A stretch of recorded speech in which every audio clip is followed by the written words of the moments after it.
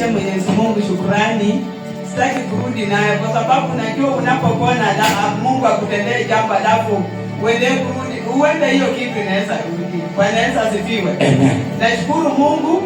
2015 Afraha Stadium nilipona chuma ilikuanga hapa imefura, nilikuwa kama ni matiti 3.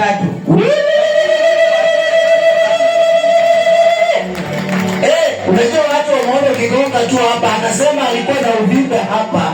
Ungedhania hapo na matiti ngapi?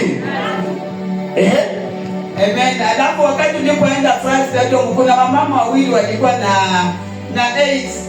Alafu hao mama akawa ananiuliza, jamani tunaweza pona? Nikawaambia jipe moyo, tulikuwa Afraha Stadium. Alafu hawa mama sikuwa najua nabii ako na mwenzake.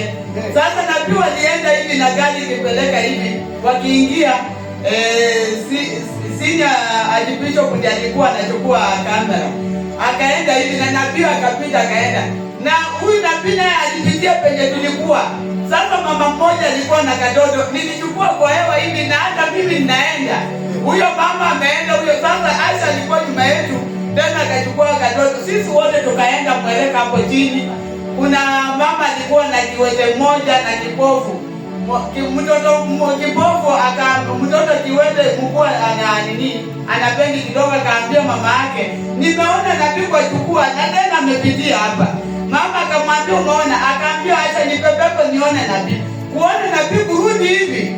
Tena huyu mwenye alikuwa kipofu anachukua simu na hata kuangalia nasema, ona hii ni battery. Sasa sisi wote tukabarikiwa hapo mahali. Haleluya. Alafu imenileta hapa saa hii, sitaki kuwachosha kwa sababu masaa imeenda.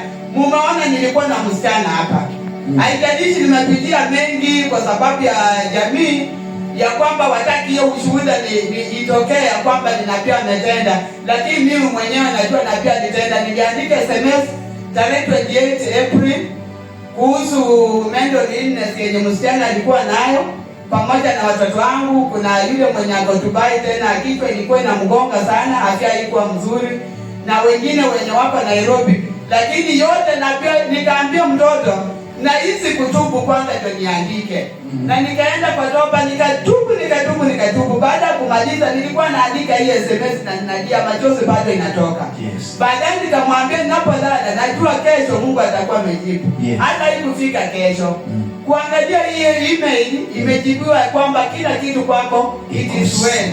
Kuanzia hiyo wakati mtoto alikuja na mtoto amerudi Nairobi, mtoto anafanya kazi, anatoka Ngong Road anaenda town anafanya kazi. Ako kazi wakati huu. Haleluya.